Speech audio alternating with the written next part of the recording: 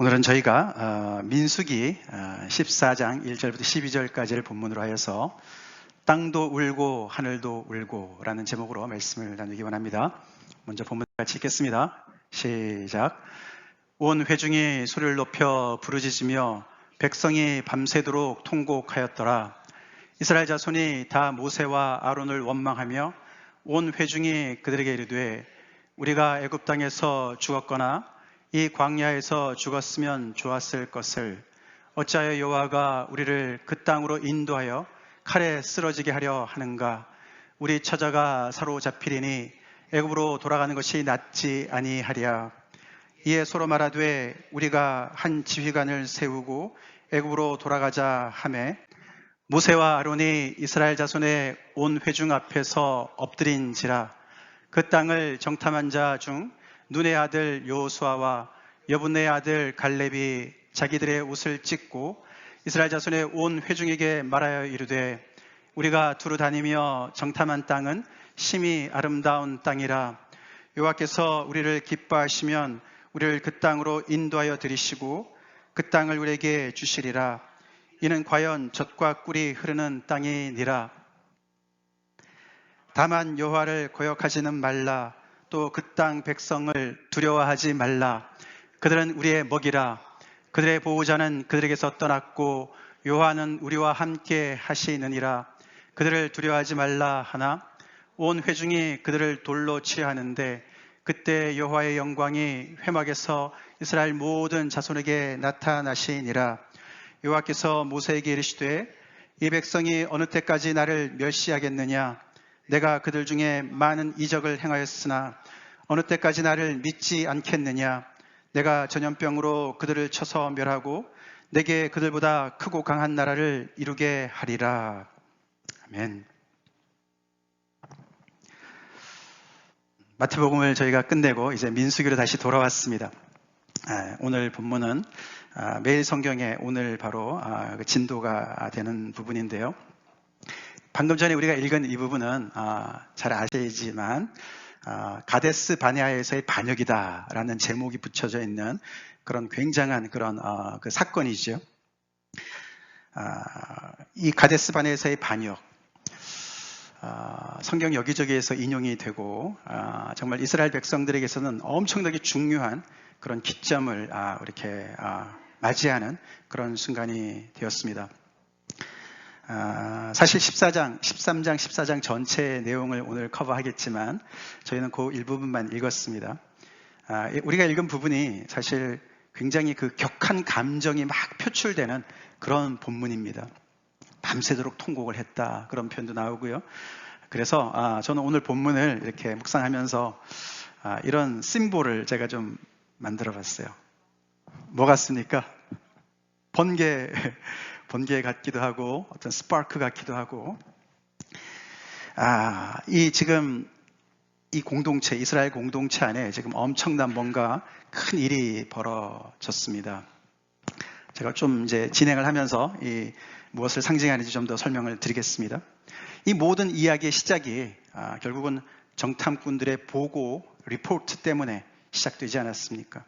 이들이 가데스 바네아라는 장소까지 이제 진군을 해서 이제 그것은 약속의 땅 바로 남단, 바로 끝단이었습니다. 근데 거기서 이제 정탐꾼을 각 지파마다 해서 12명을 뽑아서 보냈어요. 그들이 가서 약속의 땅을 먼저 정탐하고 그것을 가서 다 보고 느끼고 거기서 또 과일도 있으면 가지고 오고 그렇게 해서 그들이 40일 동안을 다녀와서 그 보고를 하는 자리에서 벌어진 사건이 아닙니까? 그 자리엔 당연히 리더인 모세와 아론도 있었고 또 온 회중들이 모여 있었습니다. 보고를 하는 정탐꾼들도 있었습니다. 그러나 이 정탐꾼들은 우리가 아시다시피 두 그룹으로 나뉘어졌어요. 2명과 10명 이렇게 10대 2로 나눠졌습니다. 애석하게도 이들의 보고는 이렇게 엇갈린 보고를 하게 된 것이죠. 우리가 오늘 14장에서 읽은 내용에서는 이 두 명이 여호수아와 갈렙이었습니다. 그들이 뭐라고 얘기합니까? 결국 그들이 얘기하는 것은 그 백성들, 그 거민들은 우리의 먹이다, 우리의 밥이다. 옛날 성경에 그렇게 번역이 되어 있어요. 우리의 밥이다. 그렇게 얘기를 했습니다만 그 말을 듣고 이 이스라엘 회종들은 그들을 돌로 쳐 죽이려고 그랬습니다. 왜냐하면은 그들이 먼저 들은 이 10명의 정탐꾼들의 보고는 완전히 반대였거든요. 그들이 이런저런 얘기를 많이 했지만 결국 어떤 얘기였습니까? 그 얘기는 여호수아와 갈렙과 완전히 정반대되는 아니다, 우리가 밥이다. 그들이 우리의 밥이다라고 얘기하는 사람들이 있는가 하면 이 10명은 아니다, 우리가 그들의 밥이다. 우리가 그들의 먹이가 된다라고 이야기를 했습니다. 젖과 꿀이 흐르는 땅은 맞다. 그 땅 좋다. 심이 아름답다. 다 어그리하지만 그러나 그 땅의 거민을 어떻게 볼 것이냐. 그래서 이 10명은 그들에 비해서는 그들은 장대하기 때문에 그들에 비해서 우리는 메뚜기, 스스로 볼 때 우리는 메뚜기에 존재 불과한 그런 존재들이었다. 그렇게 이야기를 하면서 우리가 그들의 밥이지 그래서 절대로 우리는 거기 못 들어간다라고 먼저 13장에서 이야기를 다 했습니다. 똑같은 것을 보고 똑같은 것을 정탐했는데 이렇게 10대 2로 갈린 거예요. 그래서 어떻게 보면은 이렇게 굉장히 부정적인 이야기를 하는 사람들이 더 절대 다수고 애석하게도 이 온 회중은 그들에게 마음이 쏠렸습니다. 그래서 여기 보면은 시소가 기울은 것처럼 온 회중과 정탐꾼 10명이 더 밑으로 이 부정적인 기운이 밑으로 내려가고 하나님의 말씀을 붙잡는 사람들은 모세와 아론 몇 명 안 됐어요. 그들은 위로 가볍게 올라가고 그래서 마치 이 음이온의 구름과 양이온의 구름이 함께 있어서 번개가 치는 것처럼 이들이 이렇게 달라지는 그런 보고를 하고 있습니다. 그래서 이 그림은 번개라고 볼 수가 있어요. 어떻게 이렇게 같은 것을 봤는데 정반대의 이야기를 할 수 있을까? 그들의 보고를 가만히 보면 결정인자가 있었어요. 디사이딩 팩터가 있었는데 그것은 뭡니까? 결국은 그들의 보고 속에 여호와를 계산에 넣느냐 안 넣느냐 그 차이였어요.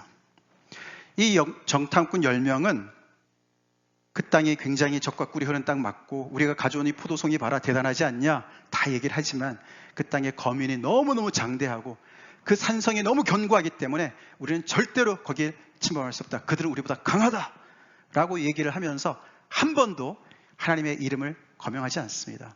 여호와의 이름을 언급조차 안 합니다. 거기에 반해서 아까 우리가 읽었지만 여호수아는 뭐라고 그랬습니까? 여호와께서 우리를 기뻐하시면 우리가 능히 하나님께서 우리를 그리로 인도하실 것이고 우리가 그것을 차지할 것이다. 우리 힘으로는 저 사람들의 말이 맞지만 여호와가 우리와 함께 계시기 때문에 그리고 저들의 보호자는 이미 떠났고 하나님은 우리와 동행하시기 때문에 우리가 능히 들어갈 수 있다. 그렇기 때문에 우리가 하나님을 대적하지 말고 두려워하지 말아야 된다라고 이야기를 하는 것입니다. 이 여호수아 갈렙 플러스 이 10명의 정탐꾼들 이름이 다 13장에 나오지 않았습니다. 그들의 명단이 다 나와 있습니다. 아마 연배도 비슷했겠죠. 하나님을 경험한 것도 비슷했을 것입니다. 한 2년 정도, 그렇죠? 여기까지 오기까지 한 2년 걸렸거든요. 출애굽의 사건부터 시작해서 하나님께서 정말 너무나 구체적으로 그들의 역사 속에 관여하시고 10가지 재앙을 일으키시고 그래서 바로를 정말 항복시키신 다음에 그들을 거기서 해방시키지 않으셨습니까? 그러고 정말 꽉 막힌 홍해를 가르시고 광야에서 하나님께서 만나와 메추라기를 주시고 반석에서 물을 내시고 시내산에서 하나님의 영광 가운데 나타나셔서 그들과 모든 그 정말 언약의 그런 언약을 다 체결하고 이 모든 과정 속에서 같이 다 지나간 사람들입니다. 그런데 절대 다수인 10명은 이 현실 속에서 하나님을 전혀 거기에 개입하지 않습니다. 하나님을 계산에 넣지 않는 거예요. 이 여호수아와 갈렙만이 사실 갈렙이 먼저 이야기를 했었고 여호수아는 이제 오늘 14장에서 이렇게 나와서 얘기를 하지요. 근데 그들의 이야기가 씨알도 먹히지 않을 뿐만 아니라 오히려 그들을 돌로 쳐 죽이려고. 그거는 그냥 폭동을 일으킨다 그런 뜻이 아닙니다. 이스라엘 백성들이 돌로 친다는 얘기는요. 하나님을 따르는 데 있어서 저들이 잘못 우리를 인도하기 때문에 저들은 종교적인 재판을 받아서 심판을 받아야 된다. 하나님의 심판을 받아야 된다라고 그렇게 해서 법적인 조치를 취하는 거예요. 이건 적법적인 거예요. 그들이 생각할 땐 그런 거예요. 그렇게 하면서 이들을 죽이려고 했습니다. 우리가 지금까지 이렇게 민수기를 쭉 오면서 또 우리가 출애굽기를 따라오면서 봤지만 이 이스라엘 백성들 처음 가는 길이니까 당연히 이해가 됩니다. 그렇죠?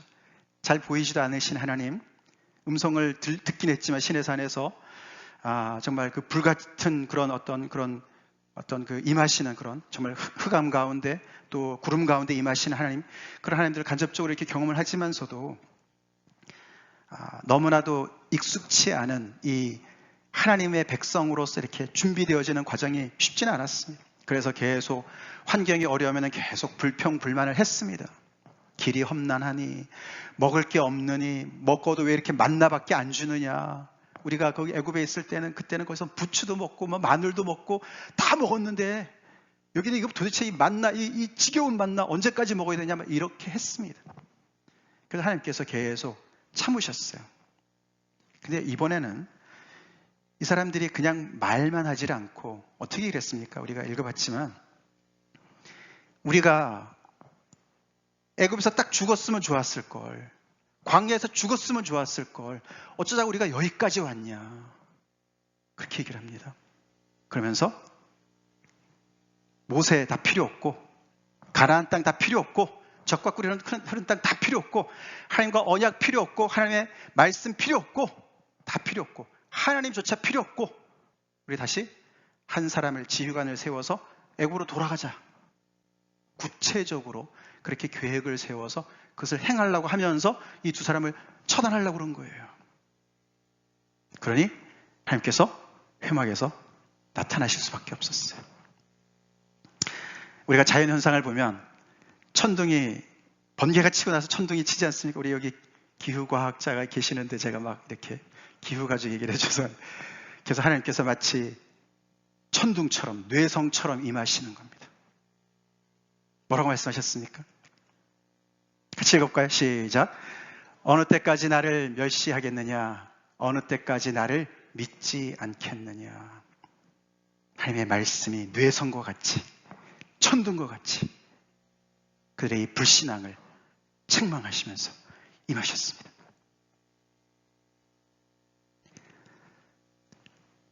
그들은 이런 불신앙을 통해서 지금까지의 개개인의 스토리가 있고, 그 믿음의 공동체의 히스토리가 있고, 더 나아가서는 하나님의 구속의 히스토리가 있는데 그걸 다 지워버리려고 하는 거죠.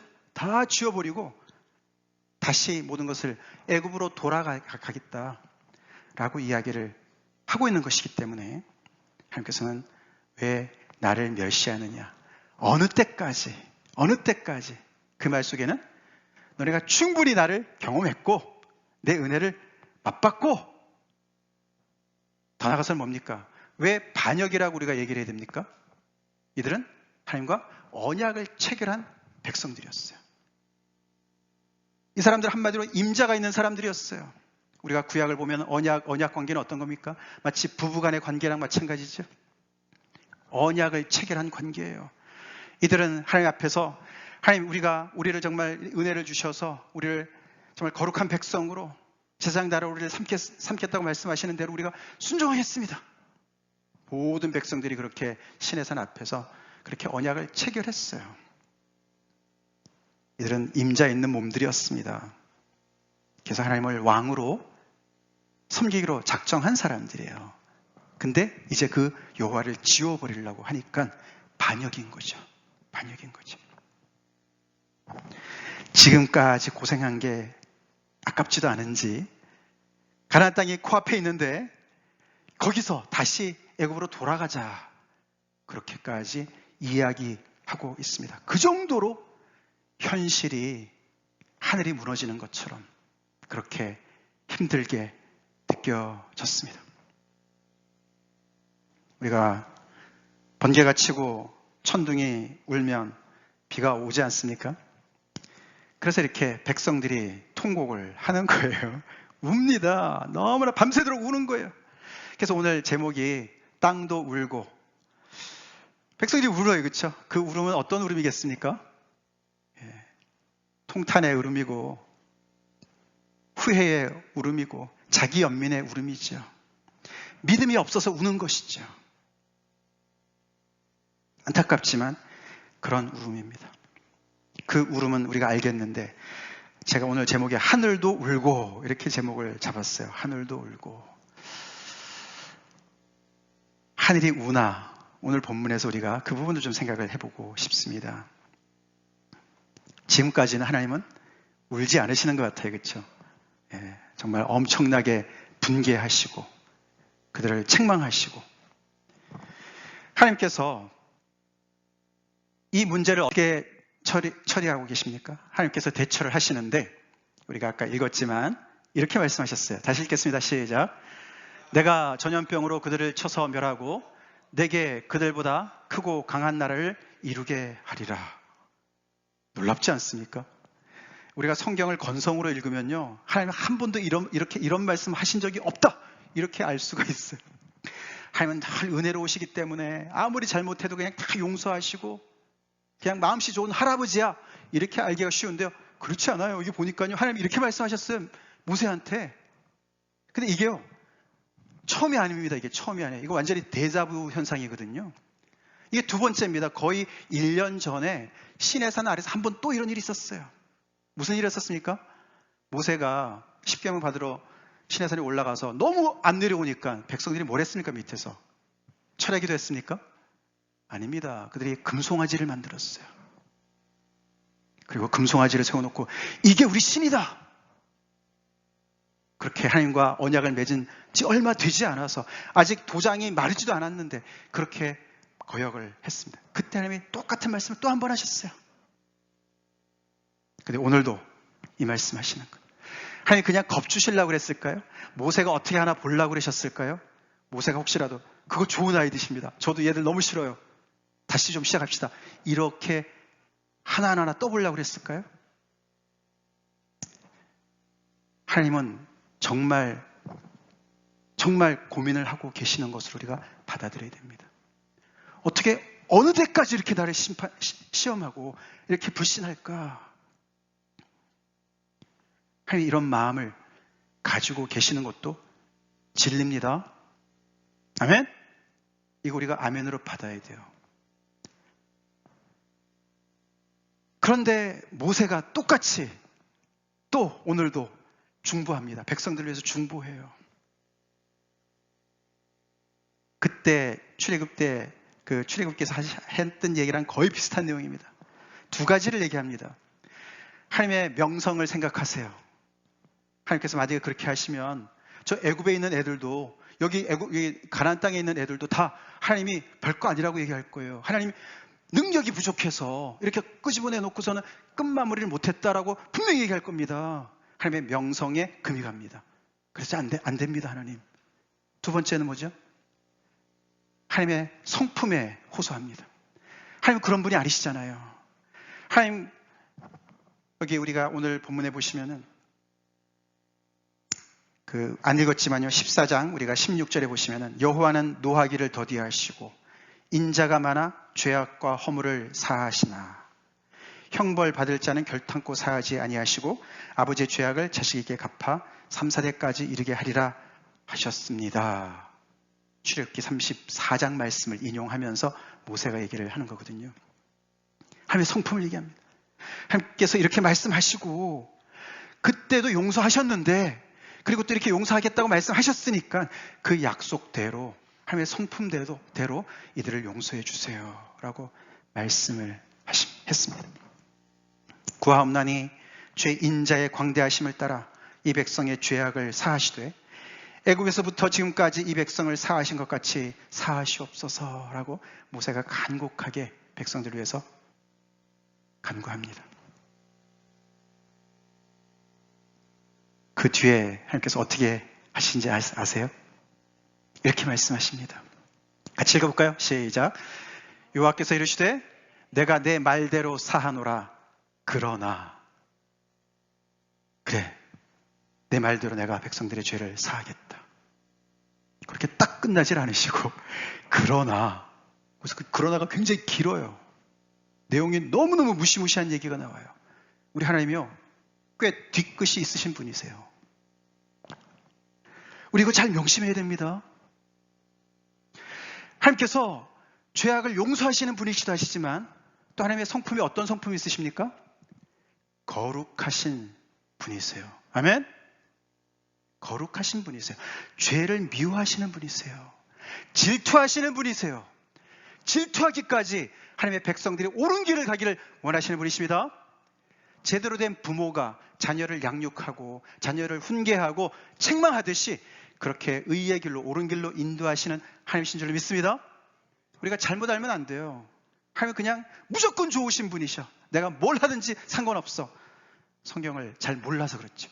여기 큰 그러나가 나온다니까요. 그러나 제가 그 뒤를 읽어드릴게요.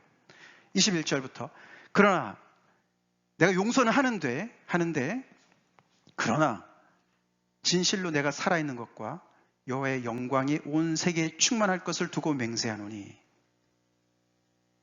내 영광과 애국과 광야에서 행한 내 이적을 보고서도 이같이 10번이나 나를 시험하고 내 목소리를 청종하지 아니한 그 사람들은 내가 그들의 조상들에게 맹세한 땅을 결단코 보지 못할 것이요 또 나를 멸시하는 사람은 한 사람도 그것을 보지 못하리라. 사하신다 그랬는데 지금까지 하나님을 경험한 은혜를 경험한 사람들 중에 20세 넘는 사람들은 약속의 땅에 못 들어간다 라고 말씀을 하십니다. 예외가 있다. 그러나 내 종 갈렙은 그 마음이 그들과 달라서 이렇게 번역을 했지만 여기 영어에 보면은요 different spirit을 가지고 있었다. 영이 달랐다. 그 사람은 그렇게 얘기합니다. 아까 보니까 완전히 달랐죠, 그죠? 완전히 달라요. 하나님을 신뢰하는 사람의 영과 신뢰치 않은 사람의 영, 하나님을 신뢰하는 사람의 입술과 그렇지 않은 사람의 입술은 굉장히 다릅니다. 하나님 그렇게 말씀하시죠. 그 마음이 그들과 달라서 나를 온전히 따랐은즉 그가 갔던 땅으로 내가 그를 인도하여 드리니 그의 자손이 그 땅을 차지하리라. 그렇게 말씀하십니다. 결국 하나님께서 이 백성들을 이 죄악을 다스리시는데 거기에 가장 큰 룰이 이겁니다. 같이 읽어볼까요? 시작. 너희 말이 내 귀에 들린 대로 내가 너희에게 행하리니. 28절이 그렇게 나와요. 그래, 너희가 한 말 그대로 내가 그대로 갚아줄게. 너네가 광야에서 죽는 게 낫다고 그랬지. 거기서 죽게 해줄게. 그 말이에요. 너무 무서운 말 아닙니까? 너네가 우리 처자는 다 포로로 잡혀갈 거예요. 우리는 다 칼에 죽을 거고. 근데 그렇게 너네가 얘기했지만 너네 자녀들은 내가 인도해 드릴 거야. 너네가 걱정했던 그 자녀들은 아무런 문제 없이 무사히 그 땅을 밟을 거야. 그렇게 말씀을 하십니다. 여기서 우리가 하나님의 성품 안에서도 텐션을 보지 않습니까? 이 긴장감을 보지 않습니까?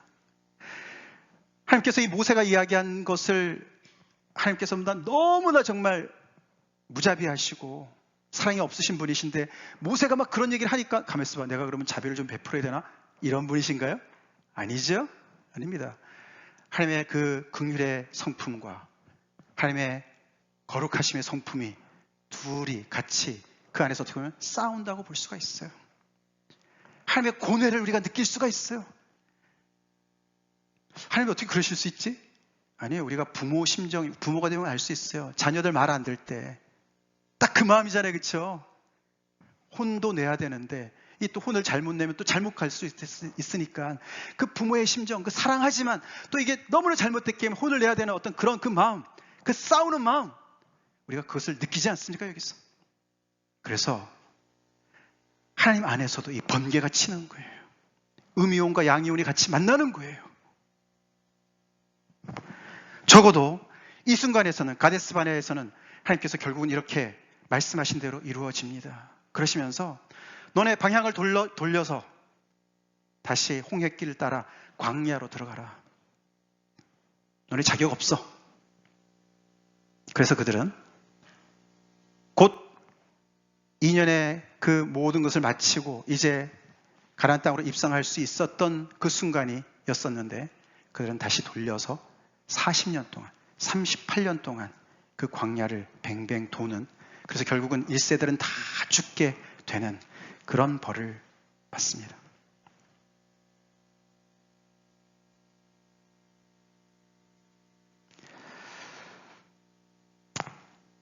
너무나 가슴 아픈 얘기죠.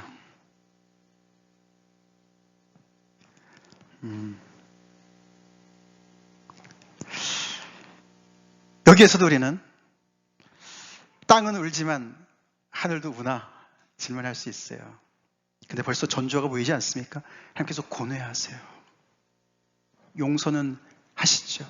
결국 용서하셨다는 것은 이들 여기서 결국 그 얘기죠. 아까 말씀드린 대로 자기들이 이제 하나님을 지워버리고 자기네 인생 가겠다 이렇게 얘기하는 걸 보면 하나님께서 그래 우리 여기 12절에 그래 나도 끝내겠다 그럼 너희들하고 우리 이혼하자 그런 말 아닙니까? 이혼하자. 근데 모세의 중보를 통해서 그들을 사하신다는 얘기는 그 언약을 끝까지 지키겠다. 너희들의 자녀를 통해서 지키겠다. 이게 왜 엄청난 죄악입니까? 사실 이들이 지금 이스라엘 백성들, 지금 여기 광야에서 헤매고 있는 이스라엘 백성들은 더 깊은 이 하나님의 구속의 이야기를 알고 있어야 되는 사람들이었어요. 그렇죠? 그 땅, 사실 우리가 오늘날의 관점으로 보면 아니 잘 살고 있는 그 가나안 땅 사람들이 있는데 왜 거기를 들어가서 자기네 땅이라고 사람들 다 죽이고 차지한 말이 되냐. 종교전쟁 아니냐 이거는 이렇게 생각할 수가 있어요. 그렇죠? 근데 하나님께서 이미 아브라함과 약속을 하신 땅이죠. 창세기 때 벌써. 그때 하나님께서 유보를 하셨어요. 이 땅에 이 아모리 족속들이 아직도 죄가 꽉 차지 않았다. 관영하지 않았다. 그래서 너의 자녀들은 4대 동안 400년 동안 너네는 고생을 할 거야. 나중에 들어올 거야. 이렇게 미리 다 말씀해 주신 거예요. 그러니까 이 약속의 땅에 들어가는 것은 그냥 지금 현재 이 백성들이 불쌍해서도 하지만 하나님 쪽에서 보면 어떻게 해요? 오래전부터 계획하신 하나님의 스토리입니다. 아멘? 하나님의 스토리예요. 창조주로서 하나님을 대적하는 모든 백성들, 그것의 가장 대표적인 그 모습이 창세기 11장의 바벨탑 사건 아닙니까?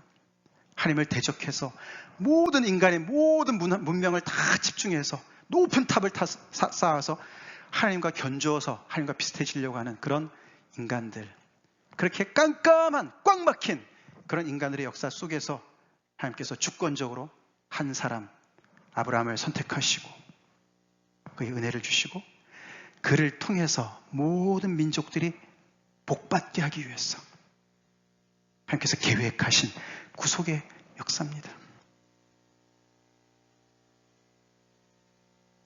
그 긴 뿌리 깊은 하나님의 구속의 역사의 그 스토리 속에 지금 이들은 끼어 있는 거죠. 들어와 있는 게 감사하지요. 아멘? 그렇지 않습니까? 그 스토리 속에 하나님께서 이렇게 자기들을 인도하셔서 결국은 그 약속의 땅을 정말 차지하는 어떤 그런 그 역할을 감당하라고 하나님께서 이렇게 주시는 건데 그 전체를 지워버리려고 하는 그런 악을 행하고 있다는 것이죠.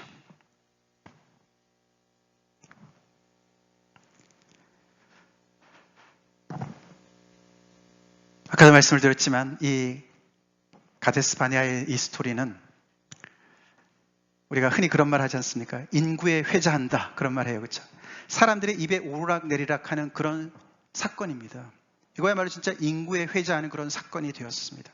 그래서 성경 안에도 여기저기에서 이 사건을 많이 언급을 합니다. 시편에도 여기저기 많이 나오고요.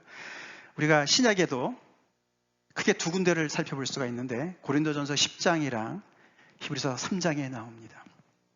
다 반면 교사 자료로 쓰이는 것이죠. 근데 우리가 고린도서 10장은 마침 또 이번 주에 우리가 성경 때 공부할 진도니까 남겨두고 우리가 오늘 히브리서 3장 말씀을 잠깐 볼까 합니다. 히브리서 3장에 이렇게 이야기를 하십니다. 같이 읽겠습니다. 시작.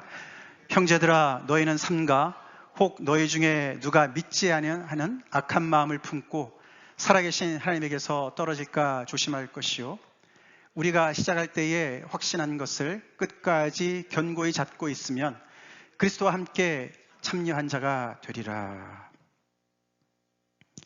아시다시피 히브리서는 지금 이 광야, 이 1세대들이 닥친 도전과 같은 그런 도전 속에 있었던 1세기 크리스천들입니다. 주로 주이시 크리스천들로서 유대교인들이었지만 예수님을 메시아로 인정하고 예수님을 믿는 하나님의 백성들로 들어왔던 사람들인데 현실이 너무 힘들었습니다. 핍박이 너무 심했습니다.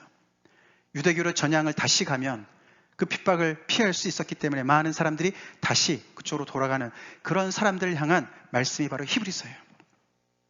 그래서 돌아가는, 이 애굽의 1세대들도 지금 애굽으로 돌아가자, 그런 것과 비슷한 상황으로 다시 유대교로 돌아가자 그러고 있었던 사람들이었습니다. 그들한테 향해서 얘기하고 있는 것입니다. 거기 8절에 이렇게 시작합니다. 7절에 3장 7절에 그러므로 성령이 이르신 바와 같이 오늘 너희가 그의 음성을 듣거든 광야에서 시험하던 날에 거역하던 것 같이 너희 마음을 완고하게 하지 말라. 1세들이, 광야 1세들이 나름 고생을 많이 해서 마음이 완고해졌다, 딱딱해졌다, 아주 스터번해졌다, 그런 뜻 아닙니까? 듣질 않는 거예요. 하나님의 은혜를 경험하는데도 듣질 않는 거예요. 마음이 차돌멩이처럼 단단해진 겁니다. 근데 1세기 크리스천들한테 너네도 비슷한데 그렇게 하지 마. 너희 마음을 완고하게 먹지 마. 그렇게 타이릅니다. 거기서 너희 열조가 나를 시험하여 증험하고 40년 동안 나의 행사를 보았느니라. 자, 그렇게 얘기하면서 이 구절이 나오는 겁니다. 형제들아, 크리스천들이에요. 형제 자매들이에요. 예수 믿는 사람들이에요. 근데 그 사람들 중에 힘들다고 마음을 완악하게 완고하게 먹고서 다시 돌아갈까? 이리로 갈까? 저리로 갈까? 차라리 돌아갈까? 뭐 그러고 있는 거예요 지금. 그 사람들한테 너희가 깨어서 조심해야 돼. 그러다가 살아계신 하나님께로부터 떨어질 거야. 광야 1세들이 다 광야에서 멸망하지 않았냐. 우리가 이 구절에서 굉장히 중요한 것들을 몇 가지를 살펴볼 수가 있습니다. 첫 번째, 믿지 아니하는 악한 마음이라는 표현이 나옵니다. 그렇죠? 우리가 믿음이 없으면 악해질 수가 있어요. 이 이스라엘 백성들이요, 이 지금 앞에 특별히 이렇게 그 모든 그 부정적인 것을 주도하는 이 사람들이 왜 악합니까? 왜 악하죠? 그들이 정탐을 해서 현실을 잘 보고서 자기들 나름대로 정말 치밀하게 모든 것을 객관적으로 잘 보고를 하는 것 같지만 이들은 하나님의 백성들이었어요. 거기서 하나님을 빼버리면 그것은 사실이 아닙니다. 아멘? 아멘. 그렇습니다. 어떻게 하나님을 거기서 쏙 빼놓고 얘기를 하냐고요. 그래서 그것이 마치 전염병처럼 그 전체한테 악영향을 미치게 했습니다. 리더의 그 말 한마디가 얼마나 중요합니까? 우리가 교회 안에서도 말이죠, 그런 잘못된 불신앙의 어떤 그런 말 한마디가 교회를 깨지 않습니까? 두동강으로 되지 않습니까? 그래서 나 그냥 믿음이 없었어요, 부족해요, 핑계거리 될 수 있겠지만 하나님은 그것을 악하다고 하십니다. 악하다고 하십니다. 우리가 믿음이 없으면 악해질 수가 있어요. 그렇기 때문에 똑같은 걸 보더라도 악평을 하는 거예요. 이 땅은 거민을 삼키는 땅이다, 그렇게 얘기했습니다. 그 10명이. 두 번째로는 하나님을 그냥 하나님이라고 하지 않죠. 살아계신 하나님. 여러분들 하나님을 섬기시는데 살아계신 하나님을 섬기고 계십니까? 아멘. 감사합니다. 살아계신 하나님을 섬기시고 계십니까? 이스라엘 백성들이 정말 살아계신 하나님을 따라다녔다면은 사실 그랬어야죠. 우리가 민수기 돌아와서 그들이 얼마나 초창기에 얼마나 정말 어린아이들처럼 그렇게 병정놀이 하듯이 구름기둥이 가는 데마다 쪽쪽 따라 다니지 않았습니까? 하나님께서 이끄시는 대로 그 광야를 행진했습니다. 살아계신 하나님이죠. 공식이 아니고 무슨 청사진이 아니고 하나님 인격체시고 살아계시기 때문에 오늘은 여기서 하루, 내일은 저쪽에서 한 달, 뭐 이렇게 하나님께서 계획을 가지시고 그 마음의 계획을 가지시고 그 백성들을 자유자재로 인도하시는 것을 따라갔던 백성들이었어요. 살아계신 하나님을 모시고 살아가는 백성들이었어요. 근데 어떻게 그 가나안 땅에 딱 들어가가지고 신앙 다 까먹었어요. 하나님이 죽어버렸어요. 가나안 땅의 모든 신들 앞에서 혼이 나갔는지 이제 하나님은 안중에도 없고 자들의 말 속에도 없습니다. 우리의 믿음은 이 살아계신 하나님으로부터 오는 줄로 믿습니다. 우리가 잘나서가 아니라 하나님이 살아계신 것을 알고 믿을 때 거기서 믿음이 오는 줄로 믿습니다. 세 번째로는 믿어도 떨어질 수 있다라고 경고하고 있다는 것을 우리가 귀담아 들어야 됩니다. 우리가 계속해서 마음을 완악하게 먹고 자기의 옛 모습대로 살아가기를 결정하고 돌아서고 점점 그렇게 가다 보면 떨어질 수도 있다. 히브리서의 그런 경고들이 꽤 많이 나옵니다.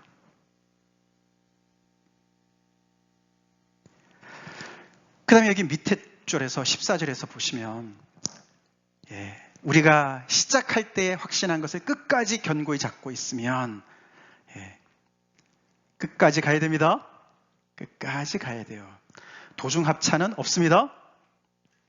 도중하차는요 안일감만도 못합니다. 아멘이시죠? 여러분 예수님 믿고 그 길을 떠나셨습니까?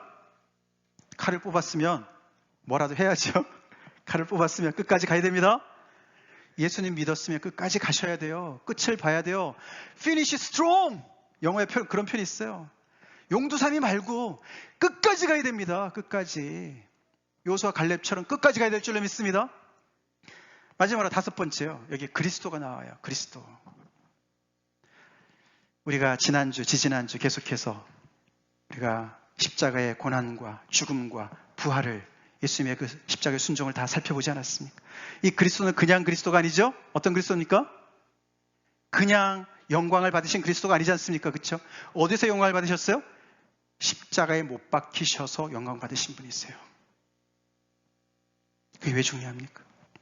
여기서 우리는 땅이 울었지만 하늘도 울지 않았을까? 이 가데스 바네아에서 하나님도 우시지 않았을까? 추측해 볼 수가 있어요. 결국 왜 그렇습니까? 언약 백성들이 죽으라고 말을 안 듣는 거예요. 이 가데스 바네아에서 이렇게 해서 1세가 다 죽었고 2세대들이 다시 그 가나안 땅에 들어갔었습니다. 들어갔죠? 그러나 그들이 얼마 가지 않아서 결국은 또 하나님을 배척합니다. 그때마다 하나님은 버림받은 남편처럼 호세아 선지자 그런 거 아닙니까? 하나님께서 다 축복해 줬더니 이 아내 되는 이 이스라엘이 그 하나님께서 주신 축복을 가지고 이방 신상을 섬기는 거 아닙니까? 그래서 음행을 하는 여인으로, 음탕한 여인으로 묘사하지 않습니까? 하나님께서 또 자신을 돌이키십니다. 돌이킨다는 얘기 회개예요. 하나님이 회개를 하시는 거예요. 백성들이 회개를 안 하니까 하나님께서 회개하시는 거예요. 하나님의 공의로는 거룩하심으로는 심판을 해도 몇백 번 해야 되는데 하나님의 이 긍휼하심 때문에 그 속에서 불이 붙는 거예요. 불이 붙는 거예요. 결국 그러다가 어떻게 됩니까? 결국은 또 그 땅에서 쫓겨나가요. 바벨론으로 포로로 잡혀가고 그들을 다 잊은 것 같이 버린 것 같이 다 끝난 것처럼 그렇게 하시지만 그렇게 또 못하세요. 어미가 자식을 잃을지라도 나는 못 잊어. 그렇게 하나님 말씀하세요. 내가 다시 돌아오게 할 거야. 하나님이 불붙는 그 사랑. 그래서 이 언약을 충실하게 감당하지 못한 이 언약의 파트너의 그 잘못을 계속 떠안으시는 거예요. 떠안으시는 거예요. 그게 결국은 뭐로 나타났습니까? 하나님의 아들을 이 땅에 몸을 빌어서 성육신으로 보내신 것으로 나타날 줄 믿습니다. 더 나아가서는 그것이 십자가의 하나님의 은혜로 나타난 줄로 믿습니다. 언약 백성들이 너무너무 못하니까 결국은 하나님의 아들이 그 일을 감당하도록 하셨던 거예요. 우린 그래서 그리스도에서, 십자가에 달린 그리스도에서 하나님의 눈물을 봅니다.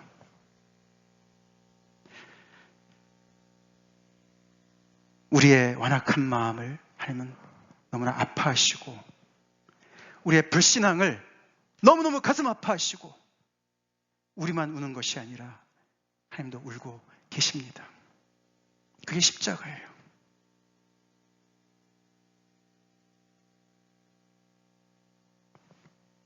그래서 오늘 제목은 무슨 산파 같지만 그렇지 않습니다. 하나님의 깊은 사랑을 닮은 그런 제목입니다.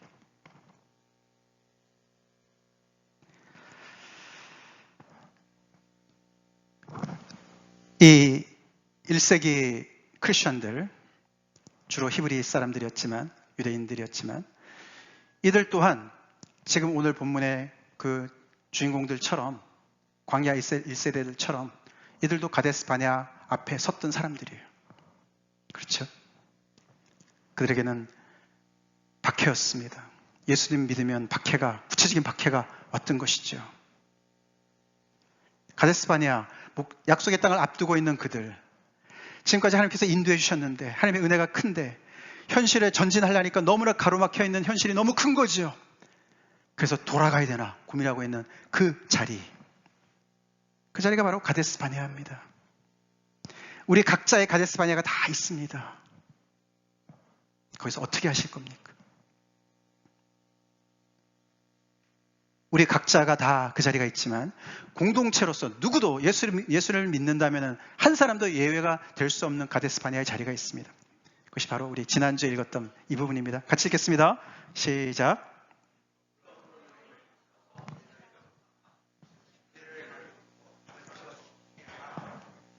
네, 제가 지면이 좀 짧아서 이렇게만 기록했습니다. 아까 우리 이재일 집사님께서 기도하실 때 쭉 인용해 주셨는데, 하늘과 땅의 모든 권세를 내게 주셨으니, 예수님이 말씀하시는 거잖아요. 우리 지난주에 제자들 파송하시던 지상 최대 명령 아닙니까? The Great Commission이 이게. 그렇게 말씀하시면서, 자, 그러므로 너희는 가서, 동사만 썼어요. 제가 가서 제자 삼고 침례나 세례를 주고 그 다음에 가르쳐 지키게 해. 내가 세상 끝날까지 너희와 함께 있을 거야.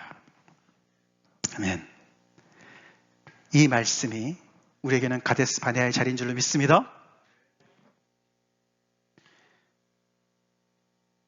가데스 바네아 사람들도 싸워야 됐어요. 전투를 해야 됐습니다. 이 사람들은 정말 칼로 싸우는 사람들이었습니다. 그러나 감사하게도 우리는 복음으로 싸우는 사람들입니다. 예, 광야 1세대들은 정말 죽여서 그 땅을 차지해야 됐다면 우리는 살려서 하나님의 나라를 전해야 될 줄로 믿습니다. 그 일을 하라는 거죠. 모든 족속에게 나가서 복음으로 이 우리 때문에 정말 고뇌하시는 아들까지 보내신 이 하나님을 전해서 그 한 사람 한 사람을 제자 삼아서 복음에 항복하고 침례로 순종하고 세례로 순종하고, 그래서 예수님이 바로 나 때문에 돌아가셨구나, 그걸 인정하고 개개인뿐만 아니라 공동체 안에 소속이 되고 그 안에서 말씀을 통해서 계속해서 배우면서 삶까지 변화시킴을 받는, 지키는 그 자리까지 가도록 하는 그 모든 그 사명, 그것이 우리에게 주어진 사명인 줄 믿습니다. 그 일 하라고 주님이 말씀하시는 거예요. 우리에게도 똑같은 싸움이 있어요. 어떤 싸움입니까? 그 땅이 도화지가 아니었어요. 빈 공간이 아니었습니다. 그럼 아무 문제가 없죠. 이 약속의 땅이 그냥 비어 있었으면 얼마나 좋겠습니까? 그냥, 그죠? 뭐 에덴 동산이 그냥 비어 있는 것처럼. 그럼 아무 문제가 없죠. 우리도 마찬가지. 우리가 전도할 때 도화지 같은 사람이 어디 있습니까? 없어요. 그 안에 이미 자기 나름대로 구축이 다 돼 있습니다. 그렇지 않아요? 자기 생각이 다 있고요. 가치관이 다 잡혀 있고요. 세상의 모든 가치관이 다 있고요. 그래서 싸움인 줄 믿습니다. 영적인 싸움인 거예요.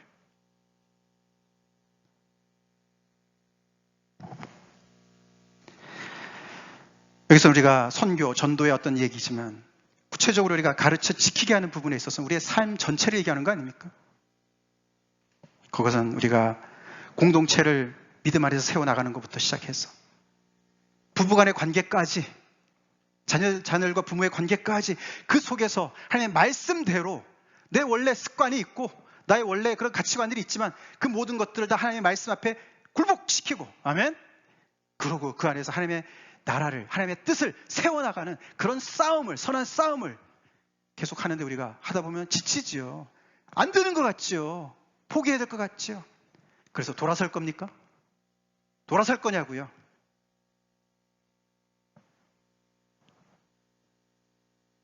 오늘 여호수아가 말한 대로 우리가 이것을 기억합시다. 같이 읽겠습니다. 시작. 여호와께서 우리를 기뻐하시면, 아멘. 여호와께서 우리를 기뻐하시면 우리가 이 모든 것을, 사명을 감당할 줄로 믿습니다. 여호와께서 기뻐하시는 삶을 살아야 되는 것이, 어떻게 기뻐하시겠습니까? 여호와께서 여기 보면 다 답이 나오죠. 믿음을 가져야 됩니다. 믿음을 가지고 밑에 보니까 순종해야 돼요. 가라면 가야 돼요. 복음을 위해서 전적으로 우리의 삶 전체를, 그렇다고 다 무슨 선교사, 목사가 되라는 말이 아니지요. 우리의 삶의 모든 영역 속에서 복음을 늘 가슴에 품고 그것을 전하는 것을 나의 지상 명령으로 삼고 순종하고, 믿음과 순종과, 근데 그 순종을 어떻게 해요? 한 번 하고 그치는 게 아니라 어떻게 해요? 끝까지 가야 됩니다. 끝까지. 시작할 때 확신한 것을 끝까지 견고히, 겸손히, 충실하게 감당하는 그 사람이 여호와께서 기뻐하시는 줄 믿습니다. 그런 사람이 차지한다고 말씀하셨습니다. 우리 모두가 그런 은혜를 누리는 그런 분들이 되길 간절히 축원합니다. 다 같이 기도하시겠습니다.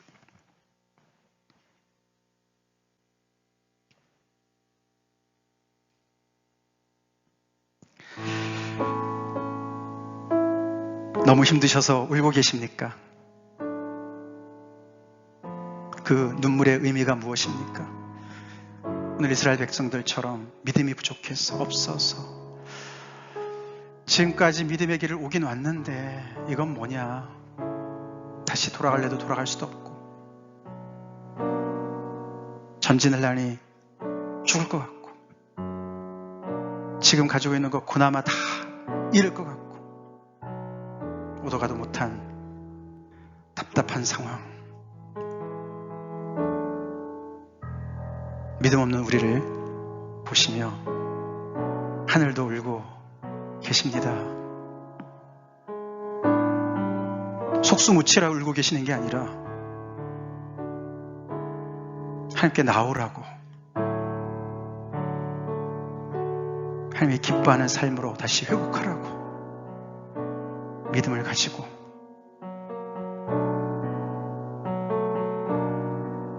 지금까지 순종 훈련한 것처럼 결과를 하나님께 맡기고 순종하라고, 시작한 거 끝까지 붙잡고 끝까지 가라고. 우리는 끝이 시작된 그런 사람들이니까, 그 끝의 시작에 살아가고 있는 사람들이니까 그렇게 말씀하고 계십니다. 우리 각자의 가데스바네아 자리가 있습니다. 우리 공동체의 가데스바네아 자리가 있습니다. 거기서 우리는 어느 편에 설 것입니까? 아까 그것이 번개도 되지만 찢어지는 파열음입니다. 내 안에서 그렇게 파열음이 일고 있지 않습니까? 순종하고 싶은 마음과 내 멋대로 하고 싶은 마음과 갈등하고 있지 않습니까? 공동체가 찢어졌습니다. 그래서 이 10명, 정탐꾼 10명은 즉결 심판을 받습니다. 그 자리에서 죽습니다. 하나님의 재앙을 받아 죽습니다. 하나님의 경고가 그냥 말이 아니라는 것을 보여주시는 거죠. 떨어질까 조심하라. 우리의 완악한 마음을 주님 앞에 내려놓읍시다. 우리 복음 따라 삽시다. 오늘 찬양했습니다. 예수 따라가며 복음 순종하면 우리 행할 길 환하겠네. 할렐루야. 하나님 앞에 간절히 그 말씀 붙잡고 기도하겠습니다.